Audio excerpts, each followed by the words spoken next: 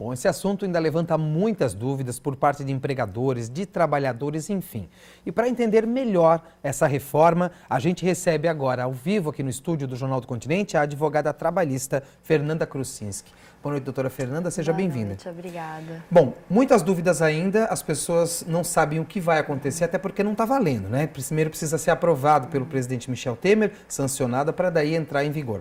Mas, numa análise geral, essa reforma, ela tende a comprometer o trabalhador ou ela tende a ajudar quem precisa de emprego a se colocar no mercado? Olha, eu não vejo dessa forma. Eu acho que ela está regulamentando muita coisa que a gente já praticava, né? Um exemplo, os acordos, que agora vai ser colocado em juízo, o juiz vai poder analisar, vai ver tudo direitinho para ver se atende mesmo os interesses do empregado, né? Não vai ficar aquela coisa jogada. A questão dos honorários, para mim, também vai mudar muita coisa, né? Porque para o advogado agora vai ter a condenação de honorário que antes não tinha. E assim, na minha visão, né, eu acho que vai auxiliar na contratação de novos funcionários. Até na questão da mulher grávida, né? Porque se você for ver hoje, o medo do empresário é contratar uma mulher grávida e ter aquela estabilidade. Ela vai continuar tendo a estabilidade dela. Só que ela vai poder trabalhar no período que ela está grávida. Antes a pessoa era afastada por qualquer coisa. Por exemplo, tô com enjoo, vai ser afastada. Tem essas pequenos contratempos. Às vezes a mulher quer trabalhar e não pode, porque o empregador acha que é um risco deixar a mulher ali. Agora não. Agora pelo menos vai ter essa flexibilização. Eu acho que em alguns pontos foi melhorado. Mas também tem contrapontos, né? Por exemplo, o empregado ter uma justa causa porque perdeu a habilitação, a CNH, né? Um exemplo de um motorista. Foi pego na blitz da lei seca, né? Vamos dizer, no final de semana, que estava no período de descanso, não tinha nada a ver com a relação de emprego. Perdeu a CNH, ficou com ela suspensa, ele vai ser demitido por justa causa. Eu acho que foi uma penalidade muito pesada, não caberia isso. Caberia sim uma demissão, porque ele não vai mais conseguir executar o emprego dele, né? Mas justa causa daí já foi demais. Você perder muitas coisas por uma coisa que você fez fora do seu trabalho, né? Ainda entendo, você comete um crime, tudo bem, justa causa, mas você perder a CNH, isso aí eu achei que foi uma coisa... Foi demais, né? Bom, a gente percebe que essa reforma, uma das coisas que ela prima é dar mais liberdade de negociação entre as partes, né? Entre trabalhadores e empregadores. O Brasil tem essa cultura de conseguir essa negociação facilmente entre essas partes ou a justiça vai ter que estar mais presente do que menos presente? Não, tem.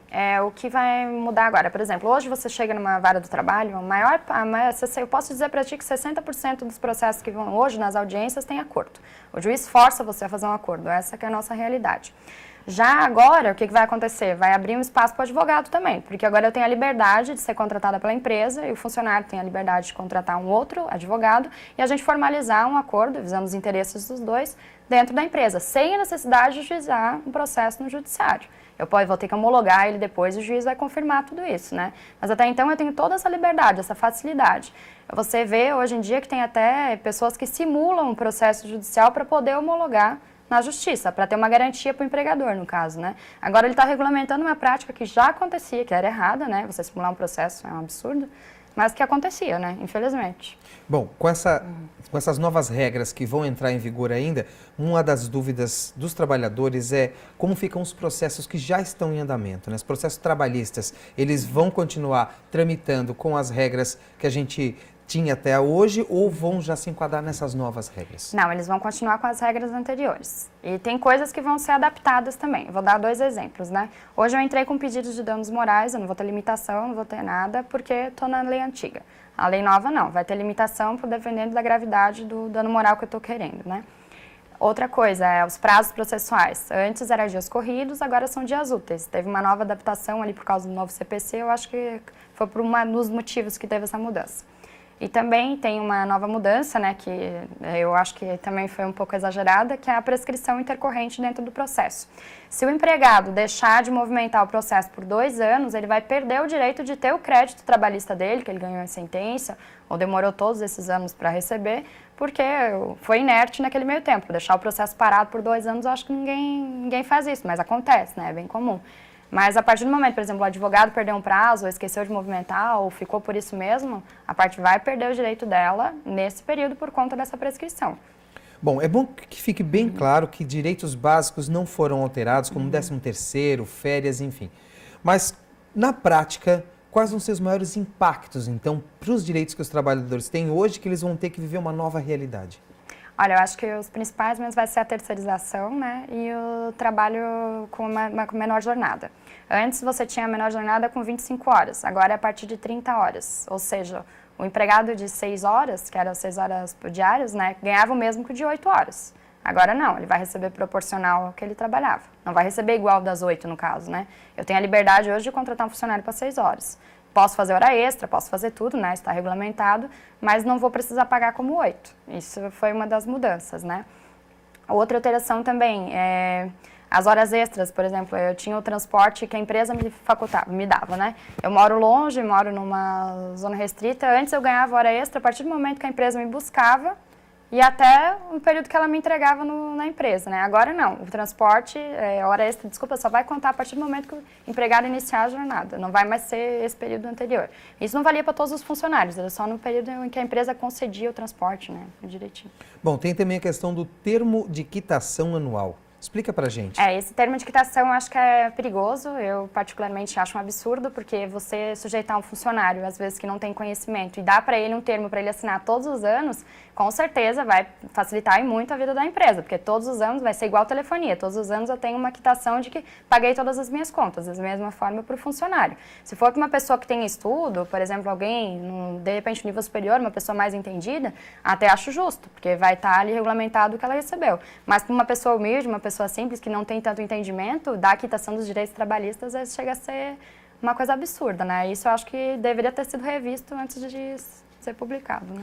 Outra mudança também, doutora Fernanda, é na questão de uma demissão consensual ali, ou seja, o empregador e o empregado chegam num consenso, num acordo para que haja uma demissão. E isso também muda alguns direitos que o empregado tinha direito. Agora, com a nova lei, eu posso pagar pela metade, se for de comum acordo, né? Os dois têm que aceitar, não vale só o empregador querer. O aviso prévio e a multa do FGTS, que de 40 a 20, e o aviso prévio da metade, que vai depender da lei do aviso prévio também, não é só 30 dias, né? Pode ser 15, 20, por aí vai, dependendo do direito do trabalhador.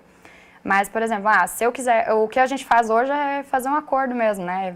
Devolvo para você os 40% do FGTS e eu entro com o seguro-desemprego. Agora não, se eu entrar em acordo, eu vou perder o direito ao seguro-desemprego. Só que eu também não vejo como isso vai inibir a pessoa de fazer uma fraude, né? Junto à Previdência, pegando seguro, de qualquer forma. Eu não sei qual é o benefício real que isso vai trazer, né? Para as duas partes. Bom, nessa experiência com ações trabalhistas, né, que a senhora tem já profissionalmente, a expectativa dos profissionais, né, os advogados em geral, é de que essa reforma ela venha para somar, para ajudar o trabalhador, para gerar emprego, enfim, ou não vai ter o efeito que se espera? Eu acho que até vai ter. O pessoal está inseguro agora por causa da terceirização. Eles acham que o pessoal vai demitir todo mundo e vai contratar como terceirizado, né? Mas não Mas isso vai pode ser... acontecer? Então, a gente vai passar por um período de 18 meses, que a empresa tem que te manter ali para depois te demitir e pensar em te contratar como terceirizado. Tudo tem um prazo, não vai ser assim de um dia para o outro, mas pode acontecer. E eu imagino que isso aconteça mesmo, porque ser mais barato para mim ter um terceirizado do que ter um funcionário, mesmo que ele tenha todos os direitos, tudo direitinho, né? Mas é um contrato por prazo determinado. Ou indeterminado, às vezes, vai da demanda da empresa, ela me demite a hora que ela quiser. A mesma coisa, eu tenho eu vou dar um exemplo, um restaurante, por exemplo, né? Preciso do garçom só no final de semana, eu vou contratar ele só no final de semana, não vou contratar ele todos os dias. Mas o empregado também vai poder prestar serviço em outros lugares, né? Tem toda essa flexibilidade. A gente viu na reportagem ali que uma das mudanças e que mais chama a atenção dos trabalhadores é a divisão das férias, né? Mas vale ressaltar que essa divisão em 3 períodos, ela não é obrigatória. Pode ser. Pode ser, isso. Eu posso dividir ela em até 3 vezes, desde que uma delas seja 14 dias. Isso é determinante, né? Ela tem que obedecer esse período. E os outros têm que ser no mínimo 5 dias e eu vejo como é melhor para mim. E eu também posso vender 1/3 das minhas férias, né, que também antes se fazia isso, mas também não estava regulamentado. Eu acho que, na minha opinião, se eu fosse empregada, isso seria ótimo também, porque daí eu posso ver quando eu quero tirar as minhas férias, que período eu quero fazer, se eu quero tirar uma semana de folga eu vou poder, porque eu vou tirar das minhas férias.